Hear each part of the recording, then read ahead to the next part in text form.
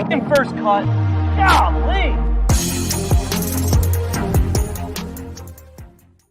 Welcome to the First Cut Podcast. I'm Rick Gehman, and this is your round 3 recap for this week's Arnold Palmer Invitational. And joining me to break it all down, Mark Immelman is here. Mark, how you doing? Oh, windblown, brother. I mean, my goodness gracious. I'm great.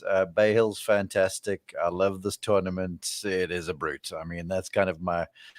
it's been long, and I've had a microphone in front of me, and I'm exhausted. So I can imagine what these competitors must feel like after yesterday, certainly, and definitely today.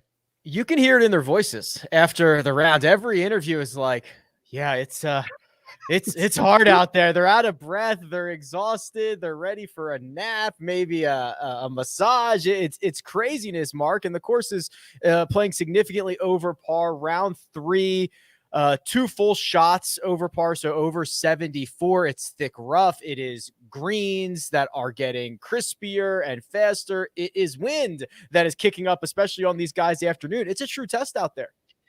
I wouldn't call them greens. They're more like shades of tan and purple right now. Yeah, it's the complete test, but you know that.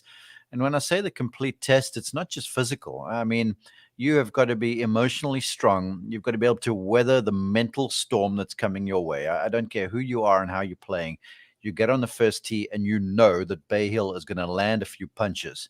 And the person that wins this week is the person who's going to play great, who's going to sort of hit the ball to the right spot, who's going to attack when you get the chance to, and who's going to defend smartly when you have to, because you're going to have to. And then more than anything else, the person who can keep their emotions up and keep their comportment high no matter what's going on, because everyone's going to get beaten down. This is, I'm guaranteed. I'm sure the greens will get spritzed a bit tonight, but they're just so firm and so baked out right now that no amount of water is actually going to penetrate and saturate the surface. So any breeze tomorrow, same stuff. It's getting to the place where par is golden, and you're going to hit shots that won't end up the way you want. And so it's going to test you completely in your mind, in your soul, and in your hands and feet as well.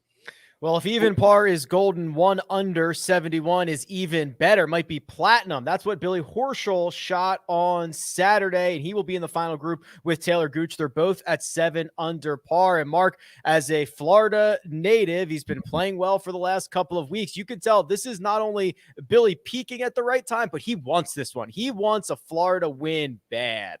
Well, he's vibing, you know, and he's got all the crowd behind him because down in Orlando, there's a bunch of Florida Gators. And so he's got a big crowd behind him, and he's riding some of the emotion. And his good buddy, Matt Every, has won this thing twice. And it's the kind of event that everyone in the field would love to win because it's so prestigious. Let's put the 3-year exemption aside and the added purse and all that sort of stuff. It's the King's event. It's the Arnold Palmer Invitational. It's one of the bastions of the PGA Tour schedule. And for a Florida guy, I mean, it's like a dream come true. You still speak to Matt Every now about it, and he gets teary-eyed at times, reminiscing about the 2 victories. So I'm certain for Horschel, it's awfully special, and you can see it because he's got that sort of grind about him going on. And if someone's up for a battle, look, they all are, but Billy Horschel is always a little extra when it comes to that sort of stuff.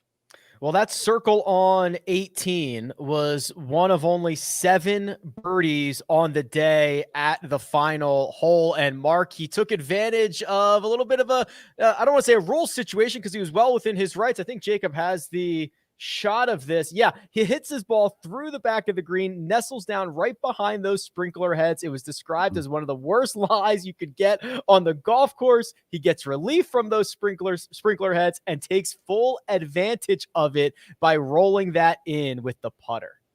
And the Twitterati are going bananas, I'm sure, aren't they? Indeed. Well, look, okay, well, let's bring some truth to this. First off, Victor Hovland had the same thing happen to him 2 mornings ago, or no, pardon me, Friday morning. I'm losing track of time.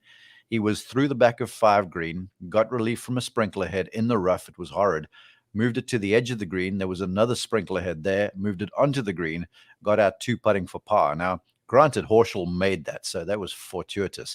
But this sort of stuff happens. It's why the rules exist. And yes, there is an argument, certainly. I had conversations on the air with Robert Dameron, who's a PGA Tour winner, who's our on-course announcer for for ESPN Plus this week, and he was like, look, it's a good rule.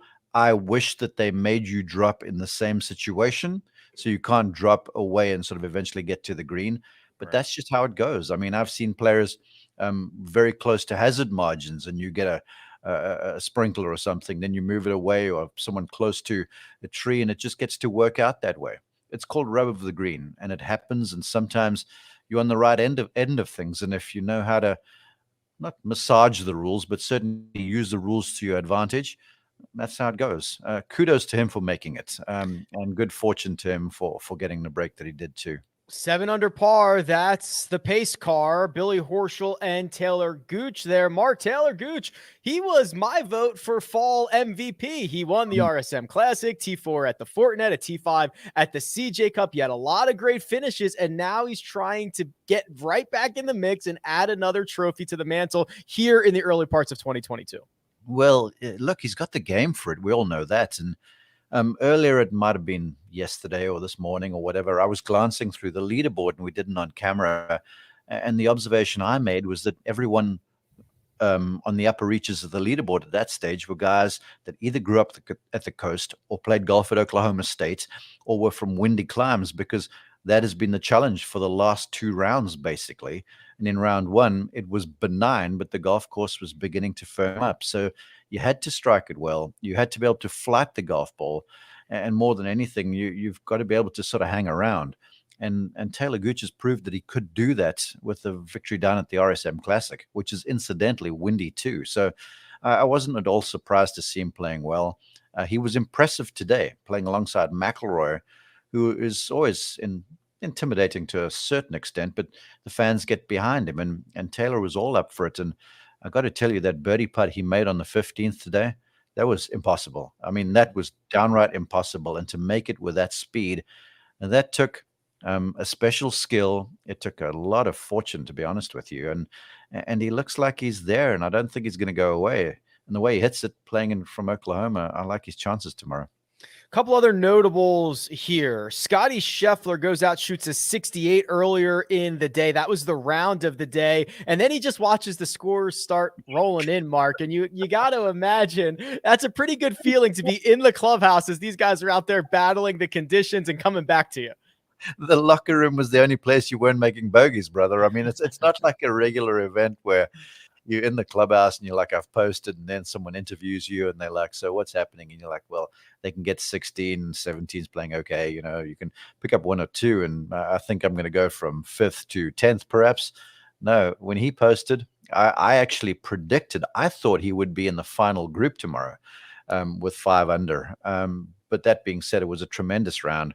And that back 9 he played was just dynamite, because there wasn't an easy hole out there. Even the 16th, which was normally a doddle for a par 5, with the crosswinds and with that front hole location kind of cut in the crown, you were seeing guys do all sorts of stuff. So it was a spectacular day, and you can just see the confidence he's playing with. And just another note to that, Ted Scott is a great caddy. We know this. And I think the value of him on Scottie Scheffler's bag right now is immeasurable, because we had Scottie in feature groups coverage on whatever day it was. And every hole, there's Ted Scott with a smile. Every hole after a good shot, there's Ted Scott with a fist bump. I mean, he is lifting his guy all of the time. And in an environment like this, where you're getting beaten down by the golf course, it's such a benefit to have someone who's kind of like, they're going, you got this, man. I'm on your wing. I'm with you. And so I feel like Ted is worth his weight in gold. The 68 even more impressive, considering Scottie Scheffler bogeyed 7, 8, and 9, was able to come in a flurry to make up for all of those and then some. Couple of guys going the wrong direction here, Mark. Victor Hovland, 3 over 75. He's going to sit 1 shot back going into the final round. I suppose the good news is round 3, he still led the field in strokes gained off the tee, but he was darn near at the bottom in approach and putting, kind of just made a mess of a couple holes out there. Yeah, tomorrow it's going to be less about strokes gained and more about strokes not lost. And it's going to be that curious sort of an environment. And if you watch with Hovland, when he was missing coming down the stretch, he was missing in the wrong places. And tomorrow is about going to be about where if you miss, do you give yourself room with which to maneuver? Because these greens are just so firm. You can't get any purchase on the ball. So everything you hit has to have room enough to be able to run out. And then you've got to have the presence of mind enough to be able to take the really high line and sort of bleed the ball into the hole, because these things are rolling out and you're almost watching the ball turn over as it's rolling. And each roll it takes, if you got one low, it rolls, a couple inches farther away. And all of a sudden, 1, 2, 3, 4, 5 feet, and you've got one of those hair-raising putts coming back. So he's got to be smart about shot selection, I think, with the approach game. And he's got to be able to take the high line and hit balls away from the target a bit harder, if you will, and let the gravity and the grain do the rest. But the thing about him, he shot that 66, it was Friday, which was the high water mark, and it was challenging out. He had the morning day. But he said to us afterwards, he was like, I didn't have my best stuff, and I hit the ball good in spots and bad in spots. And when I hit it good, I could capitalize. And when I hit it bad, I was able to make the saves. And he felt like that was the key to his day. I feel like it's going to be the same thing tomorrow. Now, there's going to be a lot of saving, a lot of salvaging, a lot of scrapping and clawing.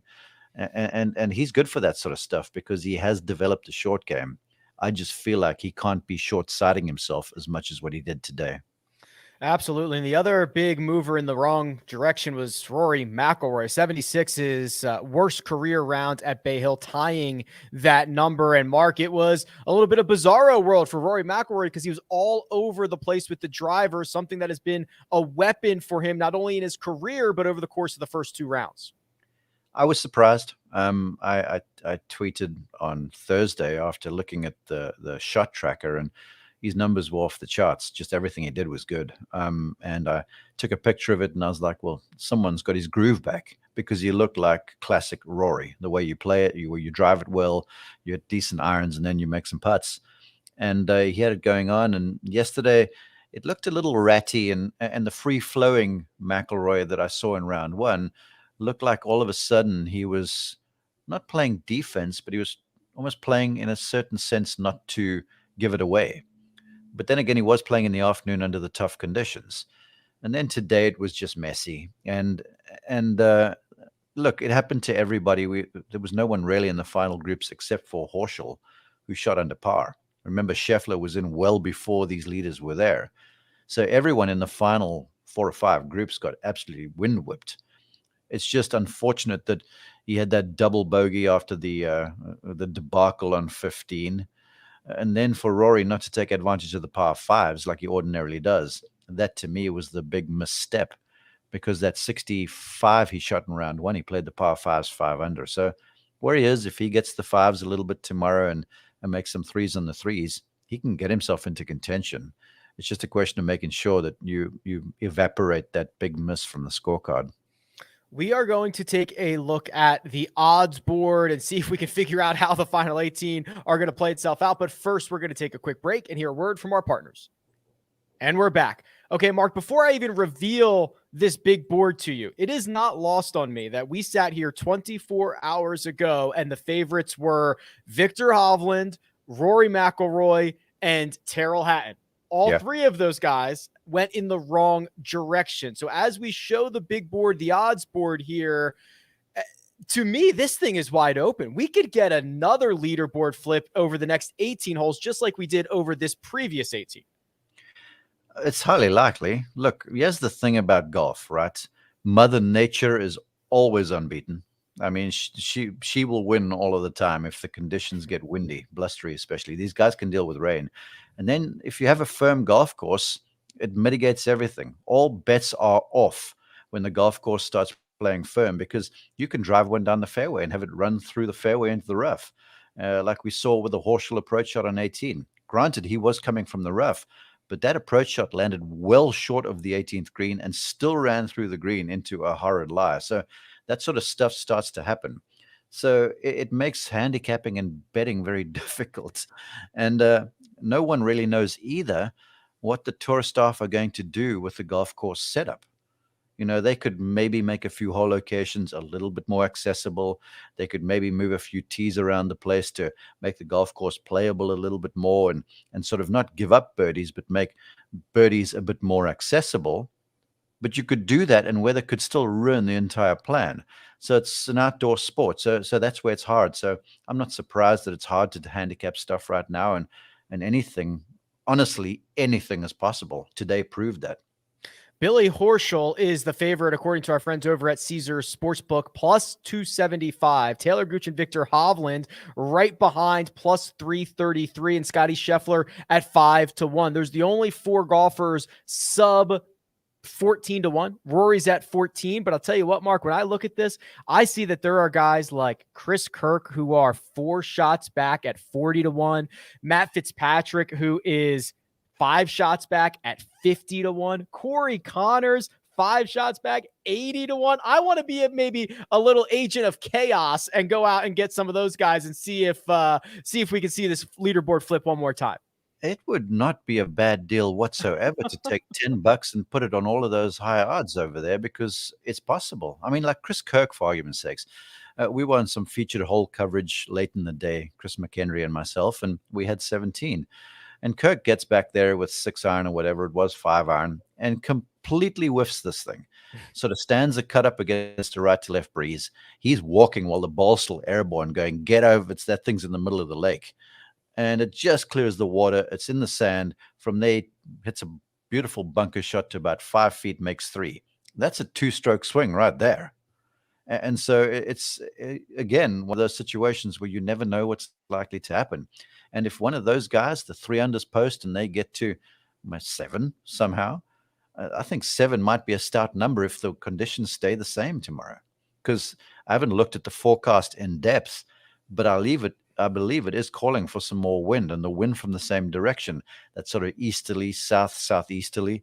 And you saw how that plays cross on a number of holes coming in. 18 is across from the right, 17 is across from the right, 15 is down off the tee, which makes it easy to drive the thing through the fairway.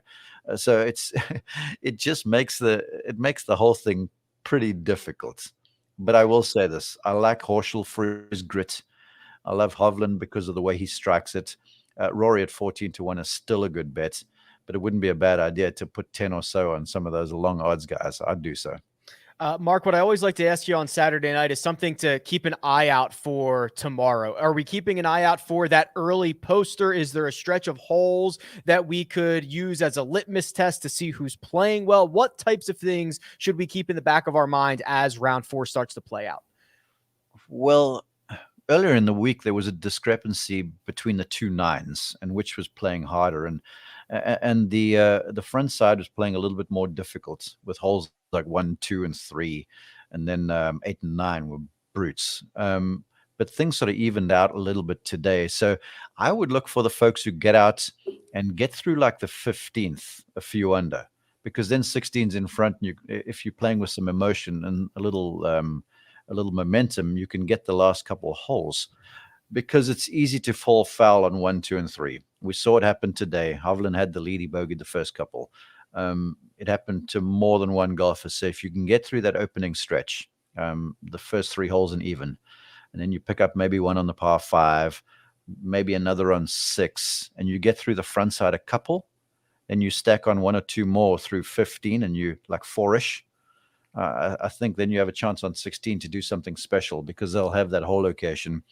It's close to the water, but you can feed one in there on that embankment, and eagle becomes a reality. So maybe then you do something hot, like Leishman did en route to his victory. He made eagle over there, and then you finish strong, and all of a sudden you post. So I would say the start tomorrow is crucial. Normally I don't say that. I'm like, it's important. Right. That's how you finish. I feel like tomorrow, if you start right, you got the leg up on the competition.